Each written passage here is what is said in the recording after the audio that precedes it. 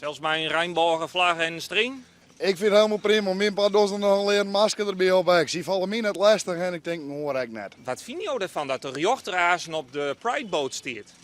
Ja, als ik daar belang bij had, dan dat gewoon waan, denk ik. Het is best wat oors. Ik vind het wel leuk. Ligt er wel aan hoe je er staat natuurlijk. Ja, ik denk in wezen waarom ik net. Het Jood en die hinnesjes het kennen al eer, dus waarom zou dit in principe net kennen? Als ik een rechter serieus moet nemen en dan staat er in een roze string bijvoorbeeld. Ja, nee, dat zou ik dan niet. Maar prima dat ze meedoen, toch? Ik denk het is een mooi feestje en dat de mensen op een boord staan willen. Dan moeten die mensen fijn op een boord staan in.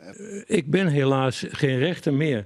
Maar als ik daar zat in mijn toga, die toga is ook niet voor niks. Hè. Toen ik begon, zei ik tegen mijn opleider, wat een flauwekul, die jurk. Ja, Toen zei hij, Die staat voor onafhankelijkheid. je komt er nog wel achter. En ik ben erachter gekomen, want het staat voor je onpartijdigheid en je onafhankelijkheid. Als er mensen komen die al bij voorbaat aan mijn onpartijdige oordeel twijfelen, omdat ze me op een boot hebben gezien voor een bepaald belang. Nou, nu gaat het over de COC-belangen enzovoort.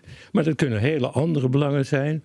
Bij voorbaat wordt er aan mijn onpartijdigheid getwijfeld. Dan tast het mijn gezag in het wezen aan. Dus als de jochter zei van ik wilde erbij wezen, dan moet dat net terugslaan in zijn werk. Ik bedoel, daar moet hij wel objectief blijven. Dat vind ik wel. En dat kind op zijn feest. Ja, vind ik wel. Wie kent dan het verhoren? Als het in de Holland gaat, het dat terug, zeg ik altijd.